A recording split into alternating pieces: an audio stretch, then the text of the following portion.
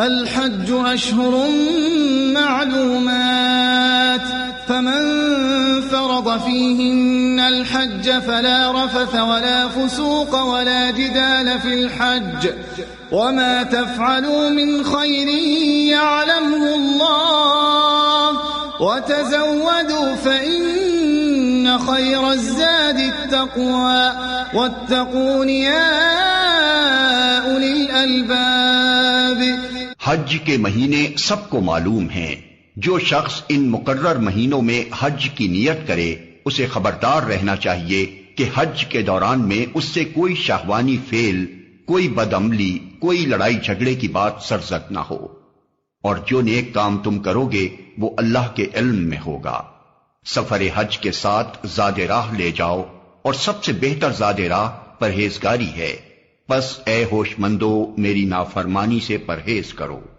ليس عليكم جناح أن تبتغوا فضلا من ربكم فإذا أفضتم من عرفات فاذكروا الله عند المشعر الحرام واذكروه كما هداكم وإن كنتم من قبله لمن الضالين۔ اور اگر حج کے ساتھ ساتھ تم اپنے رب کا فضل بھی تلاش کرتے جاؤ تو اس میں کوئی مذائقہ نہیں۔ پھر جب عرفات سے چلو تو مشعر حرام یعنی مزدلفہ کے پاس ٹھہر کر اللہ کو یاد کرو، اور اس طرح یاد کرو جس کی ہدایت اس نے تمہیں دی ہے، ورنہ اس سے پہلے تو تم لوگ بھٹکے ہوئے تھے۔ ثم افیضوا من حیث افاض الناس واستغفروا اللہ ان اللہ غفور رحیم۔ پھر جہاں سے اور سب لوگ پلٹتے ہیں وہیں سے تم بھی پلٹو اور اللہ سے معافی چاہو، یقیناً وہ معاف کرنے والا اور رحم فرمانے والا ہے۔ فَإِذَا قَضَيْتُم مَّنَاسِكَكُمْ فَاذْكُرُوا اللَّهَ كَذِكْرِكُمْ آبَاءَكُمْ أَوْ أَشَدَّ ذِكْرًا فَمِنَ النَّاسِ مَن يَقُولُ رَبَّنَا آتِنَا فِي الدُّنْيَا وَمَا لَهُ فِي الْآخِرَةِ مِنْ خَلَاقٍ۔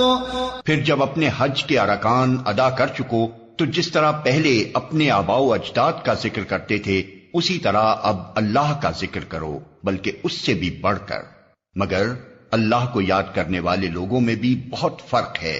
ان میں سے کوئی تو ایسا ہے جو کہتا ہے کہ اے ہمارے رب ہمیں دنیا ہی میں سب کچھ دے دے، ایسے شخص کے لیے آخرت میں کوئی حصہ نہیں۔ وَمِنْهُمْ مَنْ يَقُولُ رَبَّنَا آتِنَا فِي الدُّنْيَا حَسَنَةً وَفِي الْآخِرَةِ حَسَنَةً وَقِنَا عَذَابَ النَّارِ۔ اور کوئی کہتا ہے کہ اے ہمارے رب ہمیں دنیا میں بھی بھلائی دے اور آخرت میں بھی بھلائی، اور آگ کے عذاب سے ہمیں بچا۔ أولئك لهم نصيب مما كسبوا والله سريع الحساب۔ ایسے لوگ اپنی کمائی کے مطابق دونوں جگہ حصہ پائیں گے، اور اللہ کو حساب چکاتے کچھ دیر نہیں لگتی۔ واذكروا الله في أيام معدودات فمن تعجل في يومين فلا إثم عليه ومن تأخر فلا إثم عليه لمن اتقى واتقوا الله واعلموا أنكم إليه تحشرون۔ یہ گنتی کے چند روز ہیں جو تمہیں اللہ کی یاد میں بسر کرنے چاہیے، پھر جو کوئی جلدی کر کے 2 ہی دن میں واپس ہو گیا تو کوئی حرج نہیں، اور جو کچھ دیر زیادہ ٹھہر کر پلٹا تو بھی کوئی حرج نہیں، بشرطے کہ یہ دن اس نے تقوی کے ساتھ بسر کیے ہوں۔ اللہ کی نافرمانی سے بچو اور خوب جان رکھو کہ ایک روز اس کے حضور میں تمہاری پیشی ہونے والی ہے۔ وَمِنَ النَّاسِ مَن يُعْجِبُكَ قَوْلُهُ فِي الْحَيَاةِ الدُّنْيَا وَيُشْهِدُ اللَّهَ عَلَى مَا فِي قَلْبِهِ وَهُوَ أَلَدُّ الْخِصَامِ۔ انسانوں میں کوئی تو ایسا ہے جس کی باتیں دنیا کی زندگی میں تمہیں بہت بھلی معلوم ہوتی ہیں اور اپنی نیک نیتی پر وہ بار بار خدا کو گواہ ٹھہراتا ہے، مگر حقیقت میں وہ بدترین دشمن حق ہوتا ہے۔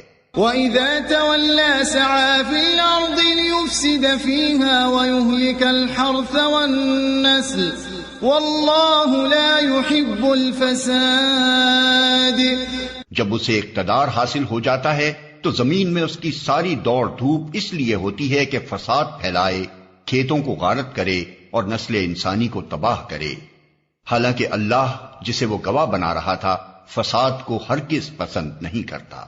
وَإِذَا قِيلَ لَهُ اتَّقِ اللَّهَ أَخَذَتْهُ الْعِزَّةُ بِالْإِثْمِ فَحَسْبُهُ جَهَنَّمُ وَلَبِئْسَ الْمِهَادُ۔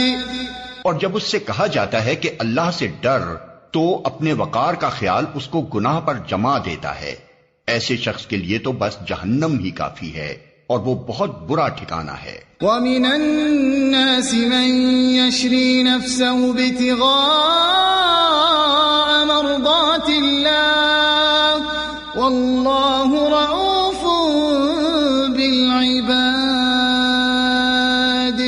دوسری طرف انسانوں ہی میں کوئی ایسا بھی ہے جو رضائے الہی کی طلب میں اپنی جان کھپا دیتا ہے، اور ایسے بندوں پر اللہ بہت مہربان ہے۔ یا ایھا الذین آمنوا ادخلوا فی السلم کافۃ ولا تتبعوا خطوات الشیطان انہ لکم عدو مبین۔ اے ایمان لانے والو، تم پورے کے پورے اسلام میں آ جاؤ اور شیطان کی پیروی نہ کرو کہ وہ تمہارا کھلا دشمن ہے۔ فَإِن زَلَلْتُم مِّن بَعْدِ مَا جَاءَتْكُمُ الْبَيِّنَاتُ فَاعْلَمُوا أَنَّ اللَّهَ عَزِيزٌ حَكِيمٌ۔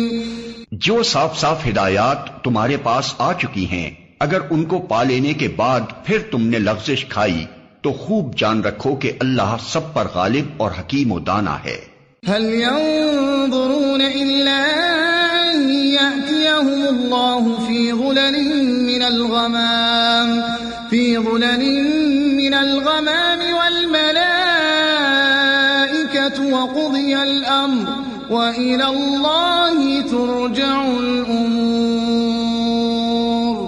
ان ساری نصیحتوں اور ہدایتوں کے بعد بھی لوگ سیدھے نہ ہوں تو کیا اب وہ اس کے منتظر ہیں کہ اللہ بادلوں کا چتر لگائے، فرشتوں کے پرے ساتھ لیے خود سامنے آ موجود ہو اور فیصلہ ہی کر ڈالا جائے؟ آخر کار سارے معاملات پیش تو اللہ ہی کے حضور ہونے والے ہیں۔